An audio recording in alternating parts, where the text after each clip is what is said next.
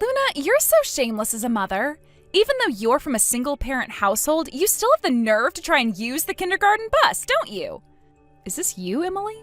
And why are you saying this? Yes, I'm a single mother and Maya doesn't have a father, but what does that have to do with us using the kindergarten bus? I'm telling you, single parents should not indulge in luxuries. Luxuries? Are you referring to the bus fee? It's not like I'm struggling to pay for it. Oh, please, no need to put on airs. That's not my intention, but I still don't understand. What's wrong with being a single mother?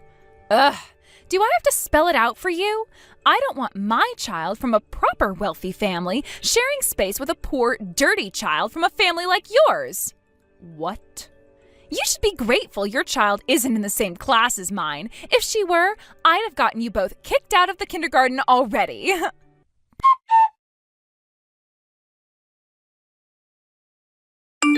Papa, the kindergarten bus passed by and left me again.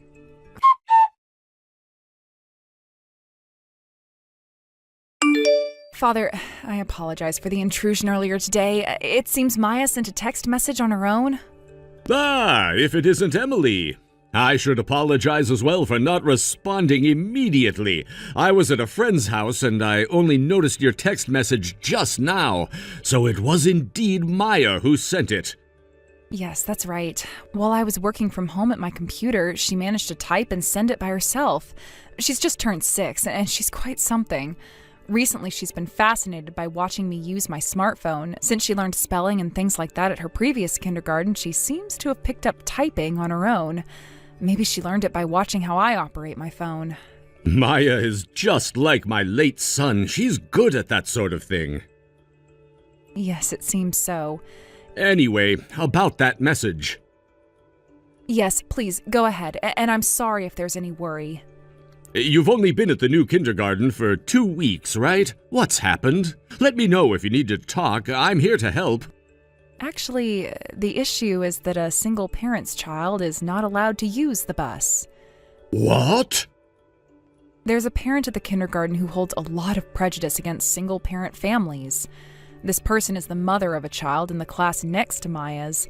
She seems to be the leader among the kindergarten moms. As soon as she found out that our family is a single-parent household, she started looking down on us, assuming we must be poor. And since the next day, the kindergarten bus has been passing by our house without stopping. What? Are you saying the kindergarten is now just following the orders of this leader mother? It seems so. I thought it might have been a mistake on that day, so I took Maya to kindergarten in my car. But the next day and the day after that, the bus kept ignoring our house. I realized this was a pattern, and I began to worry that Maya might face harassment at the kindergarten where I couldn't keep an eye on her, so I decided to keep her home today. I see. Do you know the name of this leader mother? Her name is Emily. Emily? I didn't catch her last name. Can you send me that too? I didn't get it, unfortunately.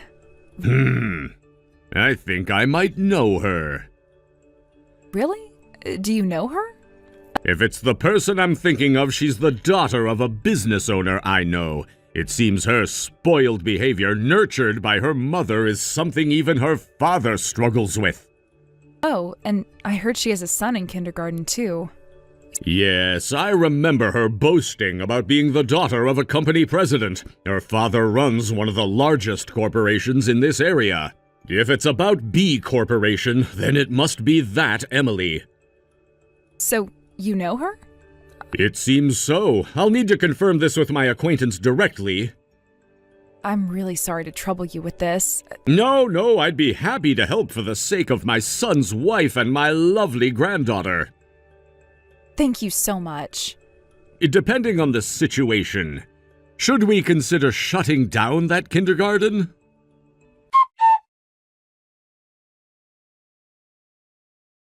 Could it be that your child hasn't been coming to kindergarten lately because you've run out of money for the tuition? So you're really struggling, aren't you? That's not true at all. I don't appreciate your assumptions. The reason Maya hasn't been attending is not due to financial issues. Oh, really? Then what is it? It must be financial, given the way things are. After all, you've been having trouble with the kindergarten bus, haven't you? If you're having issues with that, it's probably because you can't afford it.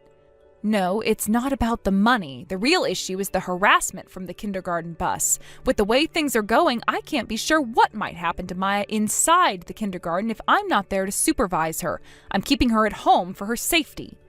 Well then, if that's the case, you might as well just withdraw her from the kindergarten. It seems like you're not fitting in here. Why should I withdraw her? I don't understand why you think that's necessary. You don't get it. Our kindergarten is an elite institution. It's designed for children from wealthy families. It's located in a high-end residential area, and it's clear that not everyone fits in here. So according to you, as long as a single mother isn't poor, she can stay, but if she is, she doesn't belong? Exactly! It's a common stereotype that single-parent families are usually struggling financially. It's just how things are perceived. Well, that's called prejudice. Just because there's a stereotype doesn't mean it's right. Oh, come on. If you're saying that's not the case, then prove it. Show me evidence that you're not poor. Evidence? Is that what you need? I don't think it's necessary to prove anything to you. Of course, it's impossible to prove, isn't it? No, I don't believe it's impossible. It just seems you're not interested in seeing the truth. Well, you're just making excuses because you can't answer directly, aren't you? It's clear you're not looking for an honest conversation. You just want to enforce your prejudices. Really now? So what are you going to do? If you're so sure of your situation, then prove it and stop making excuses.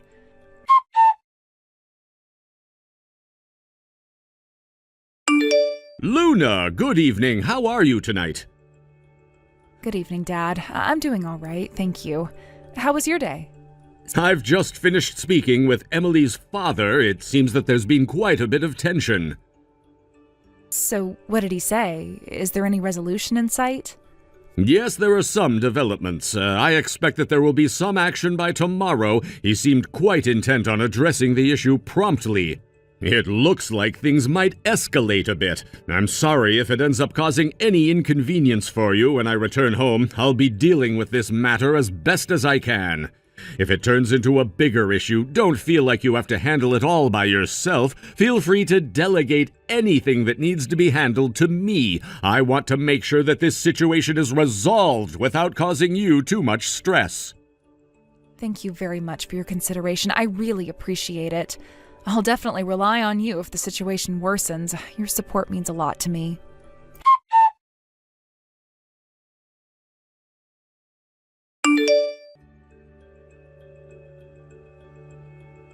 Hey, Luna! What on earth is going on with you? Why are you acting so weird? Good morning. What's with the sudden commotion? I'm just trying to understand what's happening. Who exactly are you? Huh? I'm a mother raising my only daughter while working from home. That's pretty much all I can say about myself. That can't be all there is to it. Otherwise, my father wouldn't have been so flustered just hearing your name. Moreover, I was really scolded for not including you. Could this be about the confirmation from my father-in-law? Huh? Father-in-law? Yes, my husband's father. Huh? Oh, I see. So even though you're divorced from your husband, you still have contact with your in-laws? We're not actually divorced. Huh? I thought your divorce was due to some affair of yours. Is that not the case? Where did you hear that from? Well, do you think all single mothers are divorced because of their own affairs? No, not quite. At least that's not my case. Then what exactly is the situation? My husband passed away from illness 2 years ago. Oh. So my father-in-law still deeply cares about us who were left behind, especially Maya, who is both his granddaughter and a precious memory of his son. Whenever something comes up, he immediately offers advice and acts swiftly to resolve the issue. The reason Maya and I recently moved to this area, which is where my late husband was from, was also his strong wish. What's that about? Of course, I believe it's important not to become too financially dependent, so I work and manage to save several $1,000s each month. I find it quite unfair to be labeled as poor under these circumstances. What exactly is your father-in-law? He shares the same last name as me and is a well-known acquaintance with your father, holding significant influence in this area. Does that not clarify things? Same last name? If you say that, then it must be... wait a minute. No way. Is he the major landowner who owns numerous properties in this entire area? Yes, that's right. He's my father-in-law, Rick. He's also Maya's grandfather. You're kidding me! No, I'm not. I'm sorry for any confusion. I should have clarified this sooner. I didn't realize how much of an impact this would have. This is quite the revelation. My father-in-law holds a prominent position in the region. He's known for his extensive real estate holdings. Exactly! I had no idea. This changes everything. I understand. It's a lot to take in. I should have been more upfront about this. It's just... I never imagined that you were connected to someone so influential.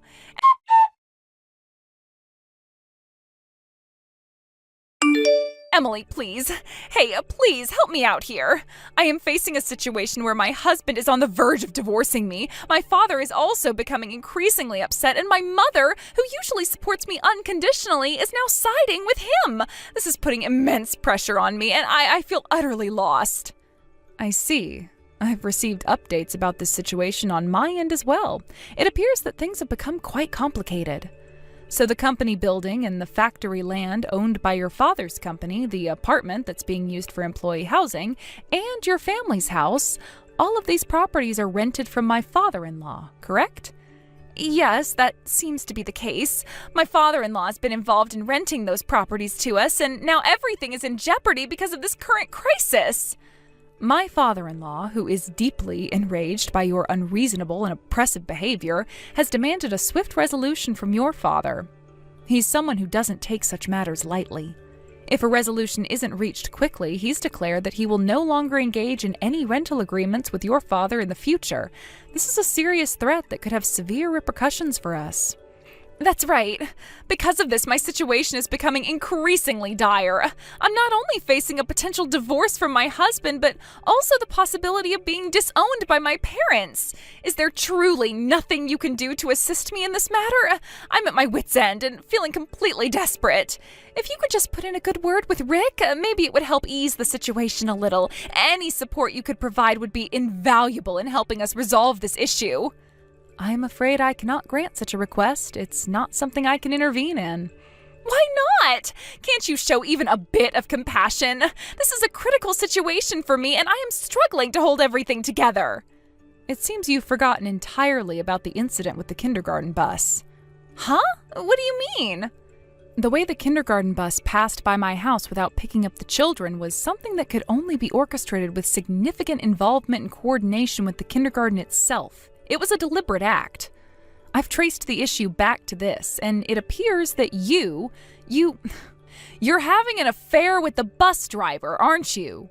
Huh? What are you talking about? That's not true. Yes, the affair and the misuse of that relationship are the main reasons for the divorce, correct? You seem to know everything about it.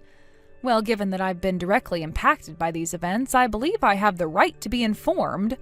Please don't expect me to be the one to help you out in this situation. I am not in a position to offer assistance. Aren't you concerned about how this is going to impact my child? Huh? If this divorce goes through, my child will end up being raised by a single parent, which is a very challenging situation. Just like Maya from your family, my child will have to grow up with only one parent. You understand how devastating that can be, don't you? Please don't equate your situation with mine. It is not the same at all. Huh? I heard that based on your childcare experience and legal considerations, your husband is likely to gain custody of your child. That's correct. At such a young age, when the child is still yearning for their mother. If things go poorly, your son might end up in an even worse situation compared to Maya. I've heard that you've been neglecting household chores and childcare duties, merely putting on a facade of being a good wife and a wise mother for appearances. Huh? That's not true. I've been trying my best. For a mother like you, your presence, or absence, doesn't seem to make much difference. Might be better if you weren't around at all. What are you saying? Are you implying that my presence doesn't matter? I'm going to leave now. Continuing this unproductive and painful conversation is a waste of time. I have other matters to attend to. What do you mean by that? You can't just leave like this. You need to understand that this is a serious situation for me. I am facing potential ruin, and you just walk away? You're not understanding the gravity of the situation. I have done my best to handle things, but it's clear that there is nothing more I can do here. I'm not going to waste more time on this. What are you talking about? You have no idea what it's like for me right now. I do understand that you're going through a difficult time, but there's nothing more I can contribute to this conversation. My own concerns and responsibilities take precedence. This isn't fair. You're supposed to help me, not just dismiss my problems. Sometimes the best way to handle a situation is to step back and reassess. I'm afraid continuing this discussion will only lead to more frustration. So you're just going to abandon me to face this alone? I am not abandoning you, but I must prioritize my own obligations. I hope you find a way to resolve your issues. No, you can't just leave like this. Goodbye. What do you mean goodbye? This isn't over. I'm sorry, but I need to go. I wish you the best in resolving your issues.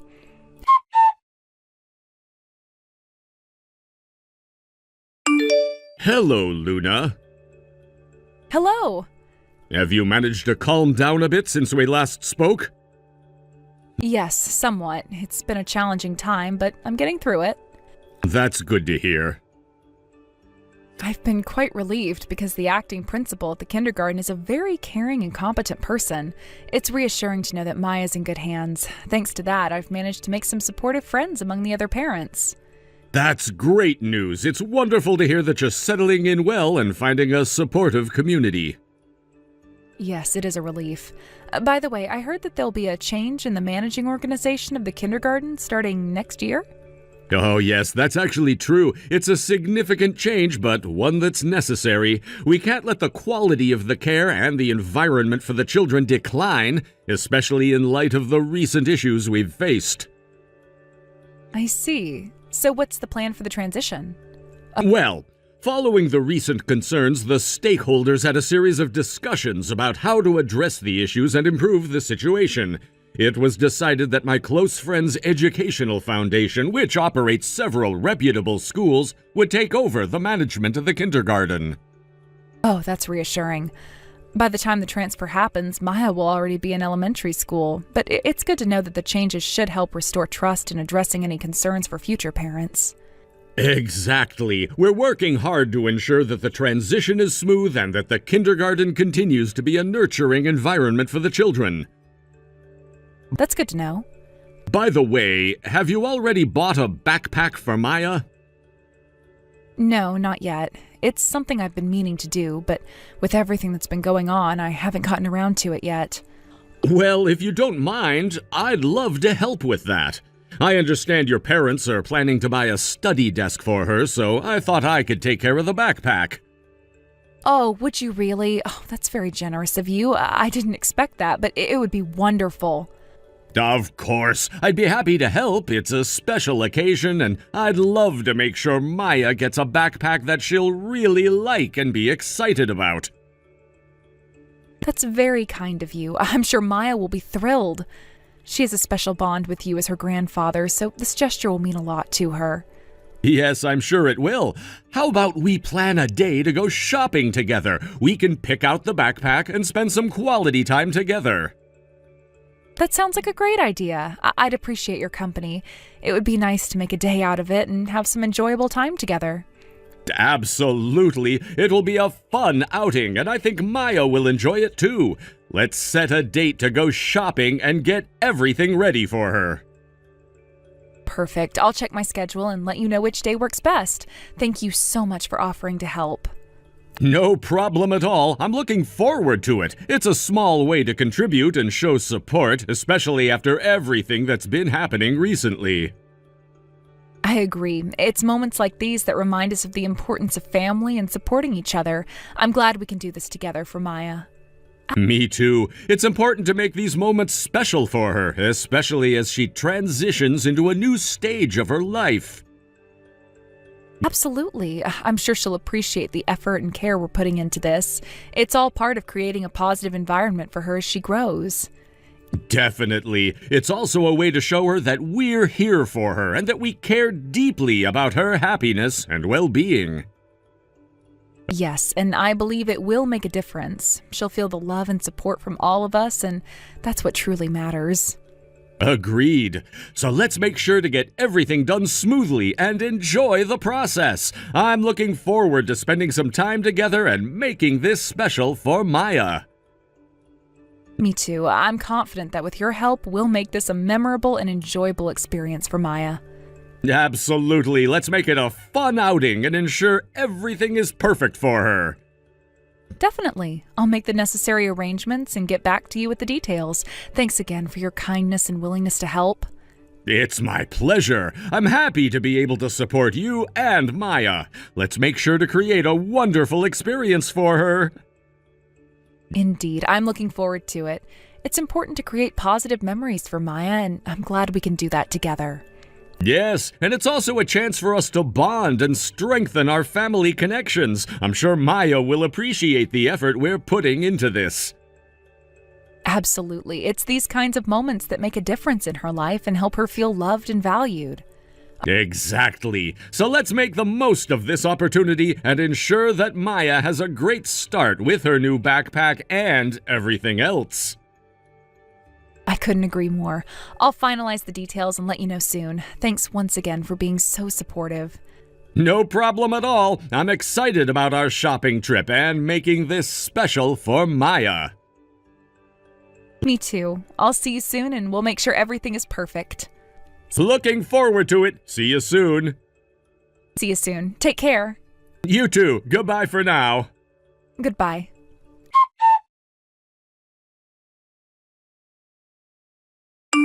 Not long after this incident, Emily's divorce was finalized. As one would expect, she had to pay alimony for her indiscretions and child support for her son. On top of that, she was severed from her family and relatives, who disowned her entirely. The affair with the previous head of the preschool, who was her lover, ended with him paying compensation and disappearing without a trace. Currently, Emily has no one to rely on. She lives in a rundown apartment tucked away in a corner of the town, trying to make ends meet with her meager income. From what I gather, she's now splitting her payments for both alimony and child support, which must be a struggle given her financial situation. Emily, who graduated from a prestigious university and got married and had a child right after graduation, had never worked a day in her life. Her entire adult life had been spent within the comforts of her home, without the need to seek employment. Her life took a dramatic turn when a significant mistake at work led her boss to explode with anger. This incident seems to have been a catalyst for a complete transformation in her behavior. The once capricious and demanding Emily had to retreat and adapt to much harsher reality. The change in Emily was stark. Her once vibrant and confident demeanor had now turned into a shadow of its former self. In the workplace, she's become incredibly cautious, constantly walking on eggshells. Her interactions are marked by a noticeable fear and anxiety, and she's always been wary of making any mistakes that could provoke another outburst from her superiors. The job that she once might have considered beneath her has become a source of constant stress and fear. Emily's days are now filled with an almost constant sense of dread. She's perpetually on edge, worried about her performance and her standing in the office. The stress is not just from work, but from the constant pressure of meeting her financial obligations. This pressure is compounded by the disapproval of her family and the community's judgment. It seems that the public eye has been unforgiving, and Emily's reputation has suffered greatly due to her past actions. In her neighborhood, where she now resides in a dilapidated apartment, Emily's presence is somewhat of a curiosity. The once privileged and pampered woman has now become a figure of pity, and her past lifestyle seems like a distant memory. Neighbors might whisper about her, sharing their opinions on her fall from grace, but it seems Emily is trying her best to keep a low profile. Every day for Emily is a struggle to maintain a facade of normalcy while managing the overwhelming burden of her financial and personal issues. The sense of isolation she feels is palpable. She's lost her former circle of friends and has become estranged from her family, leaving her without a support system. Her days are spent in a state of apprehension, with every minor issue feeling like a potential crisis. Moreover, Emily's son, who is presumably affected by the turmoil in his mother's life, also bears the brunt of this instability. The child support payments are meant to ensure his well-being, but the emotional strain of their situation undoubtedly affects him. It's not just about the financial support, but the emotional and psychological stability that every child needs, which might be lacking in their current circumstances. The previous head of the preschool, who was involved in the affair with Emily, has also vanished from the scene. His departures left Emily even more isolated, as she no longer has any connection or support from that part of her life. The affair's fallout has not only impacted her personal life, but has had severe repercussions for her professional life as well.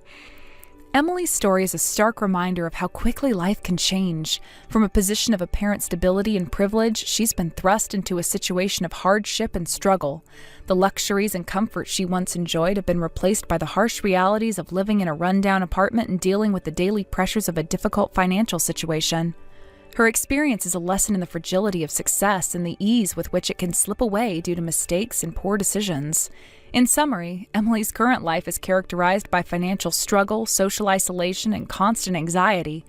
Her fall from a life of comfort and security into one of hardship and anxiety is a testament to the impact that personal choices and circumstances can have on one's life. Her daily existence is now marked by a continuous effort to navigate her new reality while dealing with the emotional and financial consequences of her past decisions. Yo, Felipe! From today onwards, I'm the new manager around here. I was wondering who was messaging me at this time of the afternoon on my day off, and it just so happens to be you, Marcus. Nice to hear from you. Hey, you call me manager from now on, all right? Or boss, if that's the route you want to take. What, did something happen to the other manager of the store? I just told you that today I've been made the manager of this sushi restaurant. Could I ask you to please explain things in a little bit more detail for me then? Because as far as I'm aware, your uncle is still the manager of the restaurant and not you. And as far as the position of manager goes, I never even heard about how there would be a new manager elected to run the place. Did I miss some kind of a very important meeting the other day that I was supposed to be at? Well, my uncle just went and took his last breath and will no longer be coming out to run this place or anything else anymore. Really? He passed out back at home just the other day, and when the ambulance came and took him away, that was the last I'd seen of him. All right. I didn't realize. I am so sorry for your loss, Marcus. If there's anything you need my help with, anything at all, please let me know. Of course you'll be helping me out. As for right now, I can't be closing the restaurant at the last minute, but my family and I are all worked up right now and have to be home getting things ready for the funeral and such. So I'm gonna have you and Jay take over the place for me tonight, and for plenty of nights to come, I think. And once I've had time to talk with all of my family about it, we might be holding the funeral at the restaurant itself, so make sure you're all ready for that. I don't want to upset my uncle, who is not in heaven, by having us hold his funeral at his restaurant and it not being in tip-top shape. Understood. When you have all the details about that, please let the staff and I know. I'll get to work on changing things around on the schedule for everyone's shift. Good!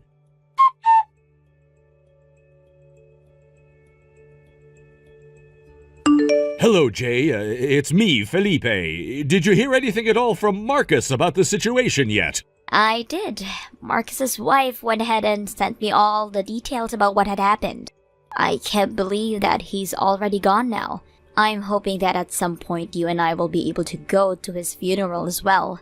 Anyway, did you end up hearing about everything from Marcus himself then? That's right. He came to me and explained everything that had happened and what was going to happen. I see. So him and his wife worked on contacting the both of us separately. And so, from what I'd been told, you and I are being left in charge of the restaurant while Marcus is out dealing with his family and the funeral. So in other words, he's not even thinking about closing down the place for a while then? That's what it seems like. He said that he'd like to keep the place up and running for all of our customers, I believe. And he's also thinking of holding part of the funeral here, most likely the dinner and such. Well, his wife did tell me that she thought he was going to want to keep the place open for his own sake, or something along those lines. But if it's also to hold the funeral at, then I suppose it all makes a bit more sense. He is like a completely different person from his uncle, though, wanting to keep this restaurant open almost as though nothing had ever happened. Such an odd guy. He sure is. So, can I ask you to go ahead and take care of shifting all of the schedule around and stuff for me? I'll take care of it. Considering that Marcus won't be around, you're the only person here that can make the sushi that all of our customers want to eat. So I'll take care of everything like that in the office. And when I'm done, I'll come out and let you know before I head out for the night. Now, good luck making all those dishes on your own. Thank you, Jay.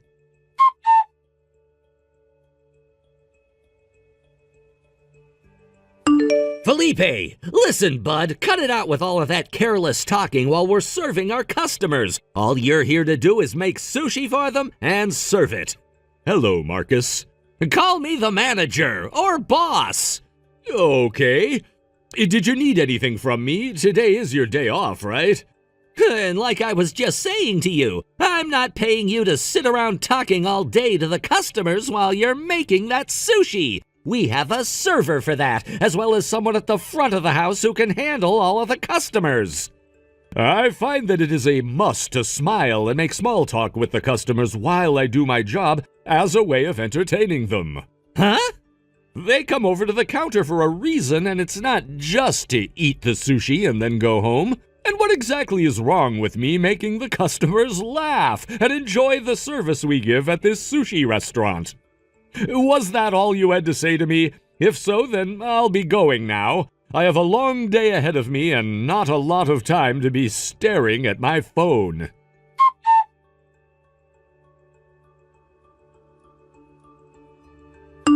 Philippe, good work today.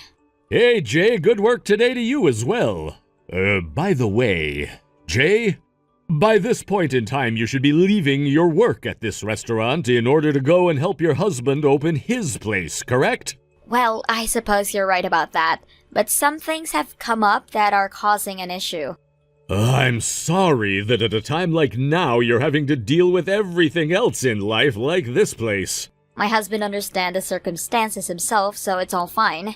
And actually, my daughter has stepped in to do a lot of the work I was planning to do, so there was no need to worry about me. But there is only a couple of days left. Good luck to you. Thank you, and right back at you. And now that you've mentioned all of that... Ah, right. Did you take some time to think things through? Well, that's a good question. I am very thankful that you brought something like that up with me before. But considering all this place has done for me as I've worked here for a long time, I don't want to think about leaving it. I see. And I completely understand that. You started to work part-time at that place back when you'd just gotten out of middle school and began working full-time after high school. So it's been close to a decade or two for you, right? You ended up gaining so much experience there as well, and could be considered as one of the best sushi chefs around. The fact that you got to work under the previous manager so often was so lucky for you. I still have a long ways to go before becoming a true master at this, but thank you for saying that, Jay. But there's one thing I have to say to you right now. The fact that you were never allowed to become the new manager after Marcus's uncle passed away was a major blow to the place, and him taking the restaurant over for himself is going to be the end of it. What? Oh, but hold on, Marcus is his nephew of all people. But the man that we all respected and loved working for actually cared about his store and his customers, right? And when it comes to you, you're the same as he was. Meaning you should be the one in charge of the place now, not Marcus. You can actually converse with everyone there without causing a headache. And have always been praised by all the customers. You should be the one running that place. Yet you're having to sit back and let the untrained nephew take it over. Also, I'm sure you're very much aware of this already, but a lot of those customers we had coming before are no longer around, thanks to Marcus, especially the regulars. A lot of them stopped coming over. The fact that Marcus took over the place from his uncle right after he passed away. And that fact alone. I know. I am very much aware of what's been going on. I've asked that Marcus be more open-minded about the way he approaches and speaks to a lot of his customers, and I've tried to explain to him how a business like this works. But just as I'd suspected, he doesn't really care to listen to me at all. Also, it seems that from the very start he's seen me as some kind of an enemy of his. Currently, I'm in a position where he can't really fire me or anything, so I have that helping me, but I can for sure tell that he doesn't want me around due to the way he speaks to me. Yet you're still wanting to stay at that restaurant? Well... In the past, the manager said this to me. He said that it is always important to respect the sign that hangs out in the front store, and to always make sure the business is doing its best. But if that becomes the only thing one thinks about, costing him the relation he has with his customers and the staff, then he's better off taking that sign down and ending the business for good. I've heard that story from him in the past as well. Thinking back on what was said, do you think he was talking about something like what's happening here now? I'm sure you know the answer to that already, right? I don't need an answer from you right now to my earlier proposal, so take your time to think about it. Will do.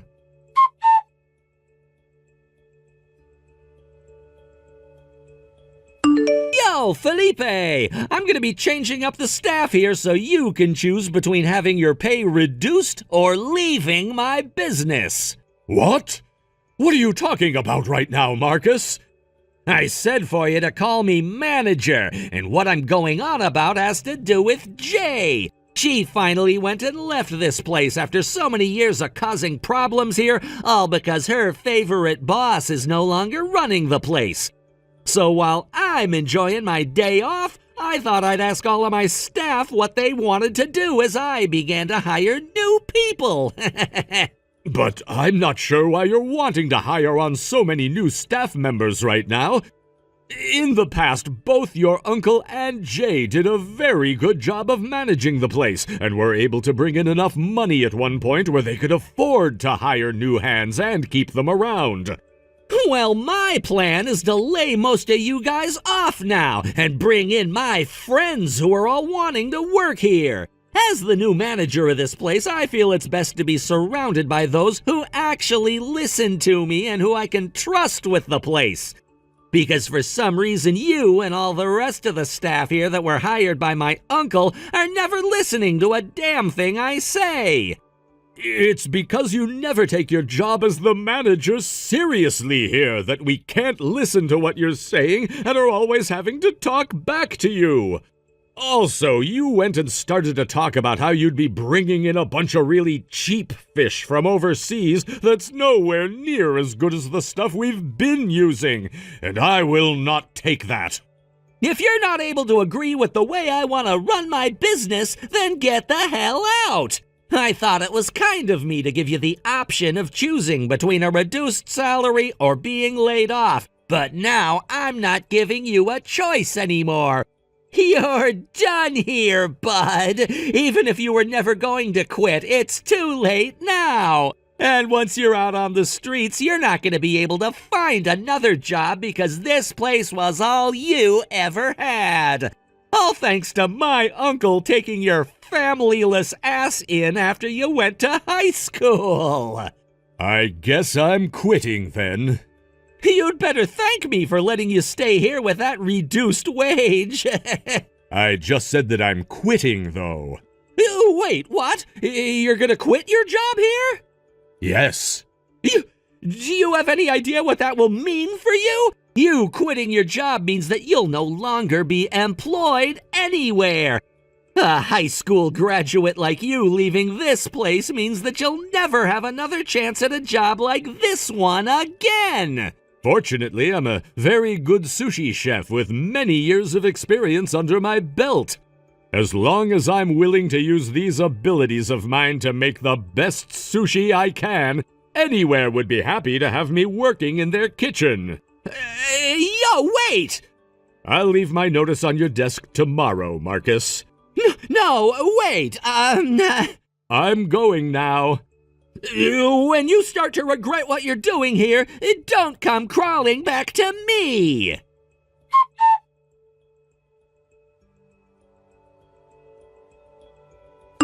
Jay, I would really love to come and work for your husband at his sushi restaurant, please. Well.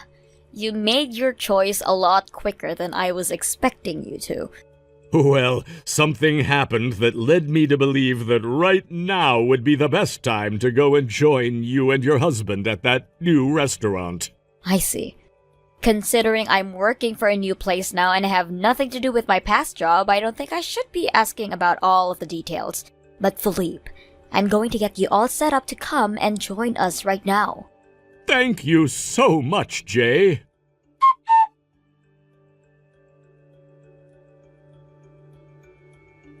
Yo, Felipe!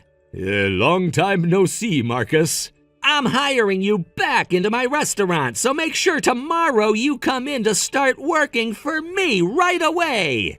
What? Also, I'm leaving you in charge of preparing the place for opening. I don't have enough hands right now to do it all.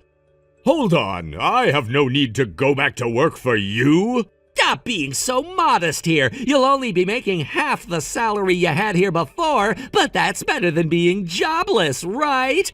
And if you're not able to pay for your apartment with that, I'll allow you to come out and live in my family's house. Anyway, I'll be seeing you tomorrow. I have a job of my own already. Huh? And of course, I'm still working as a sushi chef like before. You were able to find another job working for another sushi restaurant? That's right. Which one? One that's in Hawaii. In Hawaii? You knew about how Jay's husband also happened to work in the world of sushi, right? And, well, that husband of hers just so happened to open up a store of his own out in tropical Hawaii. And thankfully they made sure to let me know that I could come out and work for them if I pleased.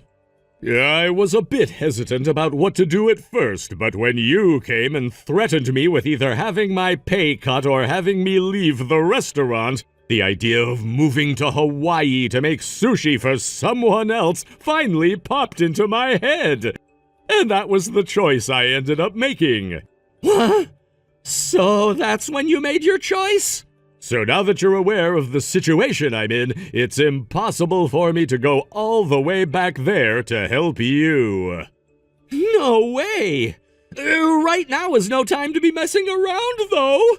If things don't change soon, the whole restaurant itself is gonna be in trouble. Come back here and work for me right now. If you're not here to make all of the sushi, none of the customers are gonna want to spend their money here anymore.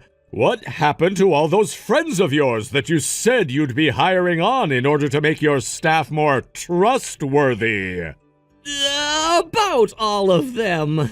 They assumed that you'd still be working here when they all came, and that's why they made the choice to join me. But when they heard that you quit, they all said things had changed and they no longer wanted to work for me either. So if you were to come back here and start working for me again... I'm sorry, but I'm very busy at the moment. Wait a second, Felipe! Goodbye now. Felipe!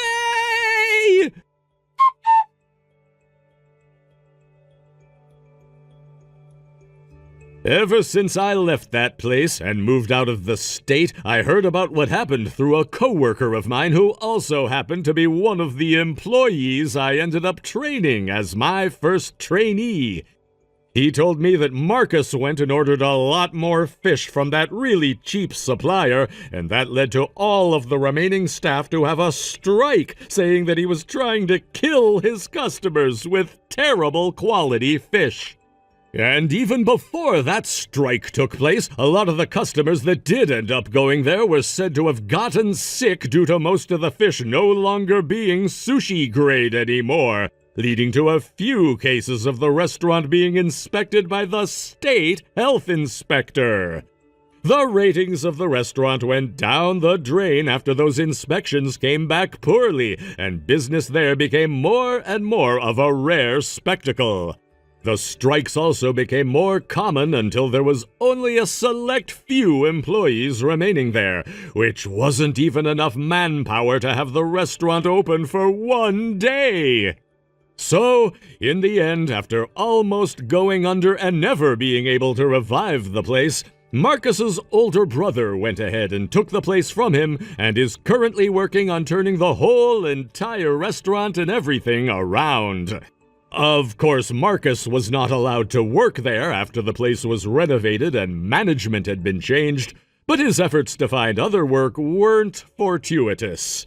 The word about him being a terrible manager spread like wildfire, and not a single place wanted to hire a man with such a rotten work ethic and horrible track record. He would find some work at places like gas stations and convenience stores, but due to his horrible attitude, he'd cause drama and the like and lose his jobs there as well.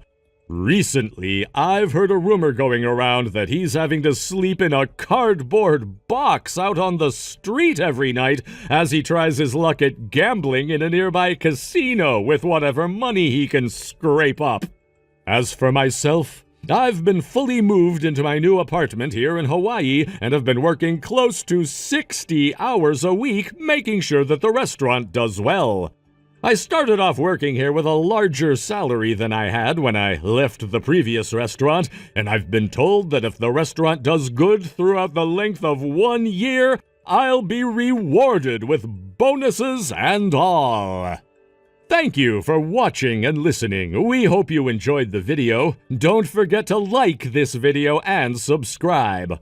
Also, feel free to leave a comment about what you thought of the story. We look forward to seeing you at the next story. Maya, when are you finally going to get a divorce from Dad? I'm really getting sick and tired of you always being at the house doing nothing but chores all the time, so let's go. Huh? Sarah, what do you mean by that? I'm asking you to divorce him because I don't want you here in this house anymore. It's clear you have a strong dislike for me, but if you had objections, you should have expressed them before the marriage. Why bring it up now? I've been together with your dad for years now, so it's really not the best time to be asking something like that now. The only reason I never complained about you back then was because ever since my real mom left, I've been the one responsible for all the household chores. The situation wasn't ideal, but it was manageable. When Dad told me he wanted to marry someone and brought you home, I thought to myself, finally, I might be free from these endless chores. I was thrilled at the prospect of having some relief and even approved of your marriage to him. But once we actually began living together, the reality was far different from my expectations. I was freed from doing housework, but having to live with someone who I felt was an annoying old woman was more distressing. Annoying old woman, huh? And let's not forget, just 6 months after the wedding, Dad had that accident, ended up hospitalized, didn't he? Being stuck living alone with a strange aunt has been excruciating. It feels like a punishment, if I'm being honest. A strange aunt? It feels so good to finally voice my true feelings. I have had those pent up for so long now that I had no clue what I was going to do if I didn't get them off my chest. I'm happy to hear that you're feeling better now, but if I leave, won't you have to handle the housework again? From now on, I plan to arrange for professional cleaning services, and I'll invest in time-saving kitchen gadgets and cleaning equipment. This way I can minimize my own work and ensure everything runs smoothly. Of course, I'll also be asking that my dad doesn't make as much of a mess when he's back home. Sarah, are you thinking about the expenses involved? Not only will all those fancy gadgets you're talking about cost a lot, but getting a cleaning service or even a maid to come over and clean, that's way too much money.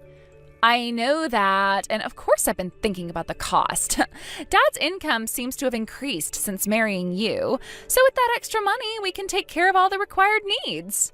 Huh? Since you married Dad, his standard of living has improved, hasn't it? This means his salary must have risen, making it easier for him to support a full-time housewife like you. If you were to leave, there would be a reduction in household expenses, which would provide me with a chance to enjoy a more comfortable lifestyle with the saved money. Excuse me, can we talk about something? What else do you want to talk about? I'm not a full-time housewife. Huh? But you're always at home. Didn't you quit your job when you married Dad and told me that you'd be home a lot more often than before? Yes, I did leave my corporate job, but see, you're not working. Earning money isn't just about having a job at a company. Huh? Currently, I work remotely, which means that I'm pretty much able to work from home all the time. Huh? Isn't that just doing a bit of work on the side while you handle household chores? Isn't that called piecework? It might seem that way, but I also have passive income streams. What's that? Even if you use fancy terminology, it still looks like piecework to me. Like you've got some kind of a small side gig or something. Sarah, you're about to graduate from high school and have plans to go to junior college. You should start acquiring the knowledge that will be useful when you enter the workforce. Huh? I don't understand what you're talking about. Anyway, I need my allowance. I just gave it to you last week. It's not enough. No, it's not happening. If you want that money, then maybe start doing some chores as well, and I'll pay you for your hard work. You are so stingy. My last mom was never like this.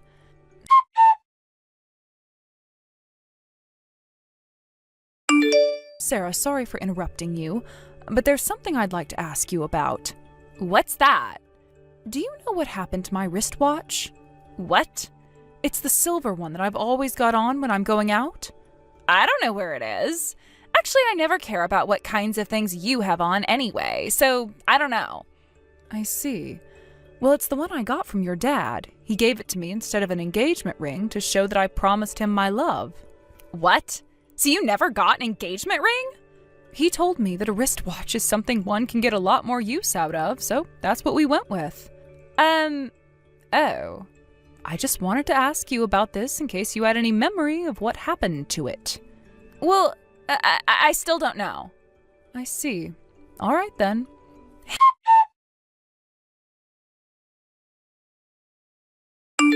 Hey, Mia?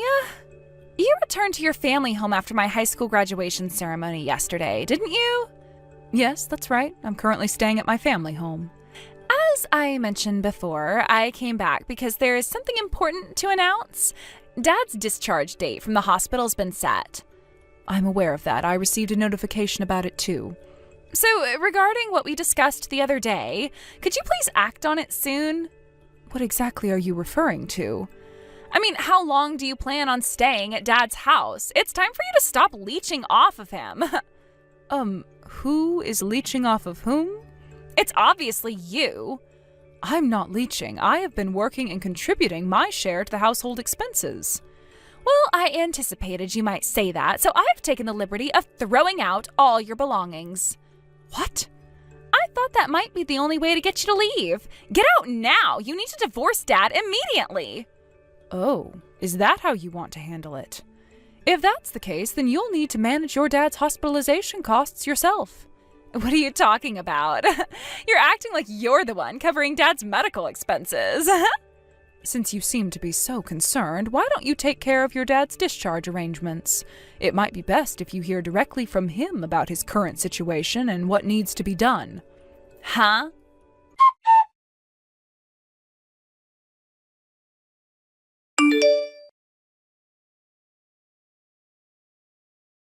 Maya! What's going on? Is it true that you and Dad have officially divorced? And did you really move into a high-rise apartment worth $10,000 a month? Is it also true that you covered all of Dad's hospital bills by yourself? And is it true that Dad has resigned from his job and is now unemployed? It's quite unbelievable, but yes, everything you've heard is true. Seriously? To clarify everything, it might be helpful to organize your questions in chronological order. Chronological order? Let's start with your dad's accident. Since it was a self-inflicted accident, insurance coverage was not an option. So you ended up covering the entire expense yourself? Yes, that's correct. The accident involved a company car that had to be written off, so he was given the choice of either resigning or paying for the car. He opted to resign. So it's essentially like being fired. Yes, it's almost the same. Although your dad did receive some severance pay, it was significantly less than what he would have received if it had been a company-initiated dismissal. I see.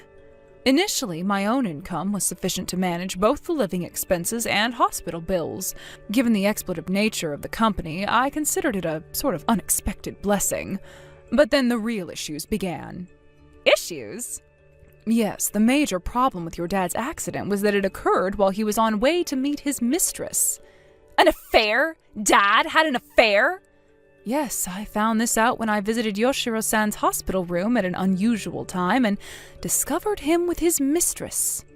What? After revealing the affair, further investigation showed that it had been ongoing since before our marriage. It appears he was interested in my family's wealth. Huh? So your family is actually wealthy? Yes, that's correct. You can think of it that way. After discovering the affair, I had to quickly manage the divorce proceedings and compensation claims. Following that, I moved back to the high-rise apartment that I owned before marriage. Oh, the $10,000 high-rise? Yes, this apartment was inherited from my late father. It was valued at 100 million yen when it was first purchased, but its current value is likely diminished. But the high-rise? Let's not dwell on the high-rise details and focus on the core issues. Because of the divorce, I won't be charging you for the hospital expenses I covered during our marriage. However, any remaining unpaid amounts will need to be settled by you. But I'm unemployed. And don't forget about the compensation money. Oh, right. By the way, the mistress has already paid her share, but your dad still hasn't paid his portion. I have a feeling that Dad's expenses have accumulated to an enormous amount. I'm concerned that his severance pay might not cover everything. How he manages his finances is not my concern, so you should discuss this matter directly with your dad. And Sarah, you too. What about me? Regarding the matter of you taking and selling various items of mine without permission? Huh? You knew? Of course. With only you and me in the house, I immediately suspected you. To gather concrete evidence, I installed hidden cameras in my room. Cameras? Yes, I have detailed records of what you took from my room, and I've also tracked the app accounts you used to sell those items. That too? You mentioned discarding my belongings, but it turns out you sold what you could, didn't you? The total damage, based on what I know, amounts to just over 5,000.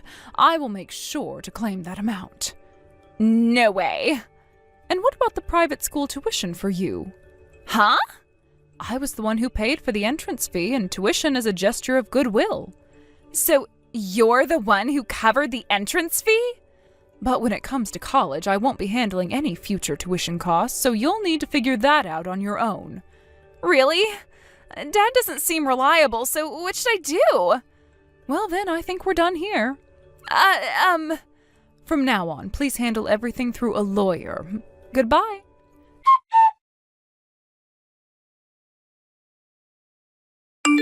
Sarah's decision to take a leave of absence from junior college was a critical juncture in her life. Opting to step away from her studies temporarily, she embarked on a new chapter marked by independence and self-sufficiency. She moved into her own apartment and began working part-time to support herself. At first glance, this shift seemed like a positive transformation. On the surface, it appeared as though Sarah was making significant strides towards personal growth and responsibility. This new chapter promised a fresh start, free from the constraints and conflicts that had previously defined her life. However, reality often complicates seemingly straightforward transitions. Despite her best efforts, Sarah struggled with maintaining stability in her new life. Her part-time jobs were short-lived, and she was either dismissed from her positions or chose to leave them voluntarily. This pattern of frequent job changes was concerning. It seemed that Sarah was unable to find a job that suited her long-term, or perhaps she was struggling to meet the expectations and demands of her employers. This instability suggested deeper issues, whether they were related to her approach to work, her adaptability in different workplace environments, or other personal challenges she was facing. Meanwhile, my ex-husband was grappling with his own set of difficulties. Despite the urgent need to find employment and resolve the financial obligations we had discussed, he showed no significant signs of actively seeking work. His inaction and reluctance to address those financial responsibilities were sources of ongoing frustration.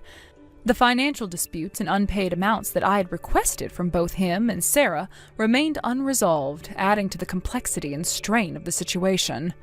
The situation took a dramatic turn when Sarah's relatives intervened. Their involvement marked a significant shift in the narrative. One day, a black-painted van appeared at both Sarah's and my ex-husband's residences. The sight of those vans, coupled with their authoritative presence, suggested that serious action was being taken. The intervention was both dramatic and necessary, signaling a crucial turning point in the ongoing issues. Inside those vans were individuals tasked with collecting and transporting Sarah and my ex-husband away from their homes. The process was marked by visible distress and emotional upheaval. The intervention by Sarah's relatives aimed to address the unresolved financial issues and bring some degree of resolution to the prolonged disputes. The appearance of the black vans and the subsequent actions taken were necessary steps towards resolving the complex and ongoing problems that had affected all parties involved. Following the intervention, there was a noticeable shift in the financial situation.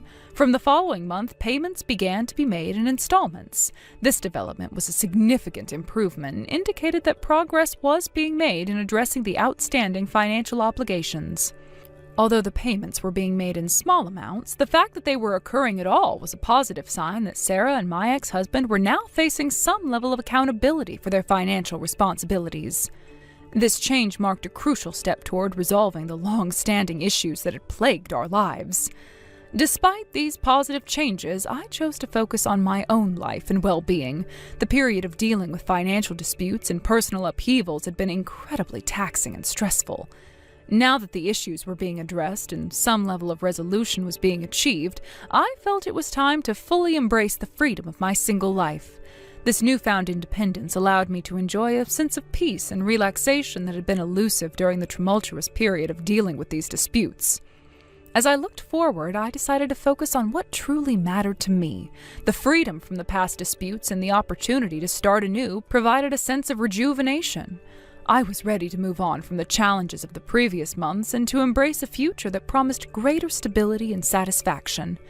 The experiences I had gone through provided valuable insights into responsibility, accountability, and the impact of personal actions on one's life. Reflecting on Sarah's situation, it was clear she had faced significant challenges. Her struggles with employment and the ongoing financial issues with my ex-husband highlighted the complexities of navigating personal and financial difficulties. However, the involvement of her relatives and the subsequent actions to address the outstanding payments were steps in the right direction. These changes suggested that Sarah was being held accountable for her responsibilities, and the support from her relatives played a crucial role in resolving the issues. It was evident that Sarah's journey was still ongoing. Despite the intervention and the progress in settling financial obligations, the path to stability was not straightforward. Her ongoing challenges with employment and her personal circumstances indicated that she had much to navigate before achieving the stability she sought. The support from her relatives was a crucial factor in helping her address these challenges, but the journey ahead remained complex. For me, the resolution of these disputes allowed for a sense of closure. The financial obligations that had been a source of stress and frustration were gradually being addressed. The payments made by Sarah and my ex-husband, though initially delayed, indicated that they were now facing the consequences of their actions and working to rectify the situation. This development provided a measure of relief and marked a turning point in the resolution of the issues. The involvement of Sarah's relatives and the subsequent actions they took were instrumental in bringing about these changes. Their intervention was a necessary step in resolving the financial disputes, ensuring that accountability was restored. The black-painted vans and the dramatic nature of the intervention highlighted the seriousness and the need for decisive action. As I moved forward, I was determined to embrace the freedom and independence that came with being single. The experiences of the past had shaped my approach to life and provided valuable lessons. I looked forward to a future where I could focus on my own goals and aspirations, free from the burdens of past disputes. The resolution of the financial issues allowed me to fully appreciate the sense of closure and to look ahead with renewed hope and optimism. The entire experience had been a journey of growth and self-discovery. It had taught me the importance of responsibility, accountability, and the impact of personal actions on one's life. While the resolution of the disputes provided a sense of closure, it also marked the beginning of a new chapter. I was ready to step into this new chapter with a renewed sense of purpose and a commitment to embracing the opportunities and challenges that lay ahead. In conclusion, Sarah's journey and the resolution of the financial disputes were significant milestones in the narrative of our lives. The intervention by her relatives and the subsequent progress in settling financial obligations marked important steps towards addressing the issues that had affected us. The experiences of the past provided valuable lessons and insights, shaping my approach to life and reinforcing the importance of responsibility and accountability. As I looked toward the future, I was ready to embrace the opportunities and challenges that lay ahead with a renewed sense of purpose and optimism. Thank you for watching. Please subscribe and hit the like button. See you next time.